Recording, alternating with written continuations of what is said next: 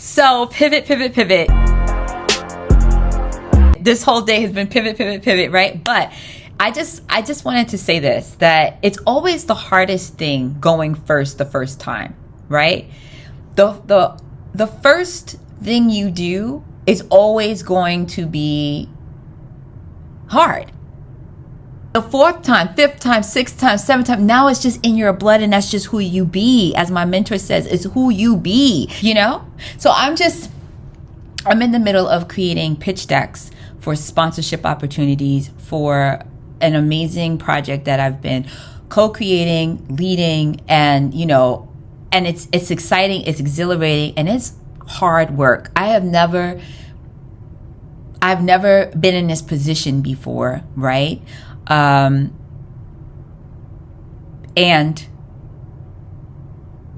it's just gotta happen. It's getting done. And I'm sitting here writing these decks, and I'm like, Melissa, keep this momentum going. I had other plans for the day. I'm planned to go different agencies and what have you, right? I have different plans for the day, but I'm in this flow state right now, and it's exhilarating, and I got over the hard part. So now I'm just in flow, and that's my point. That's the point. I think I'm turning this into a podcast episode at this point. At this point, I think this is a podcast episode, and that's cool.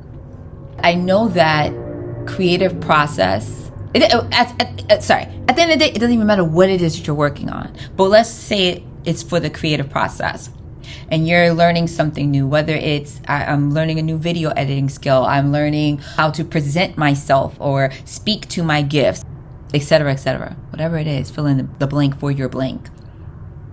Many times, the first step is the hardest step, especially if you've never done it before, right? And this may sound, you've probably heard this already before, it, I don't know, but I wanted to remind you, whoever it is, and I just felt inspired. In fact, I just got off a call with a friend group, and a close friend of mine is chartering new territory, and it's difficult, when you are switching from language arts, creative mind, to now you have to step into being a physicist and a statistician. Huh? Are you capable? Yes. Does it require you to do something different? Yes.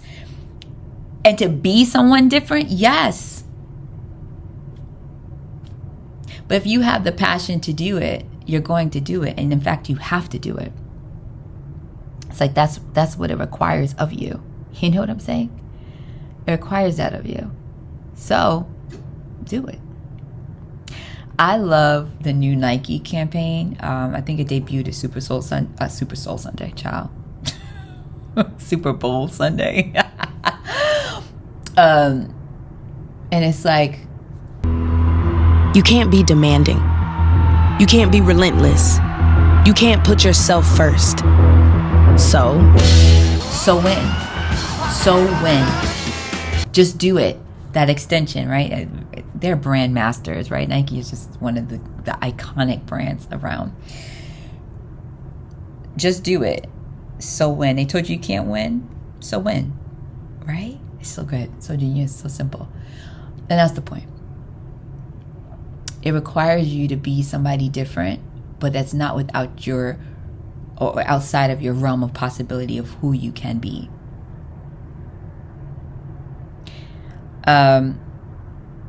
It's just training a new muscle. I've talked before about how much I love Dr. Tara, and Dr. Tara is a neuroplasticity coach, mentor, guide. But she's a doctor first. She's a doctor first, and what I love about her is that she's able to blend the woo-woo of the quantum universal laws with actual scientific proof. And the fact is, when you're doing neuroplasticity, which essentially is just retraining your brain to be and operate in a different way, and unlearning and unshedding all of the past versions of yourself to enter into your new state, it's like learning a new language.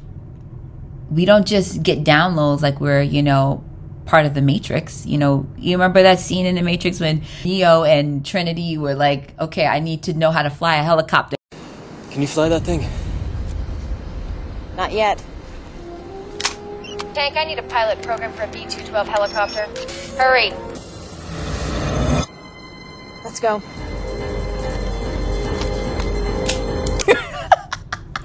And it was like scene, that would be nice. But no, when you're doing and being somebody different, it's teaching yourself a new language, and it's going to be hard until it's not. And until you decide that it's not hard, it's just something that you're doing, and you are that already. If you're a successful founder, be a successful founder. If you're a multimillionaire, be a multimillionaire. Are you going to slip out of your state occasionally? Absolutely. Don't we trip over language sometimes? Yeah. And keep the flow going. And that's what I'm going to do. I took a little mini break I felt like a download to share this. I don't know why, but I felt inspired to just throw that out there, because this morning I woke up with like newfound energy of what it is that I knew what I had to do, and like a clear vision of what I had to do. And the first couple of slides, I'm like, what am I asking for? I don't even know. Tell me. ChatGPT, which also, y'all, on my threads and Substack are magical places, guys. If you're not on Threads or Substack, you're missing out. Threads and Substack are like the internet's corner cafe. It is so chill. It's a community. It's what social media needs right now, and what social media used to be.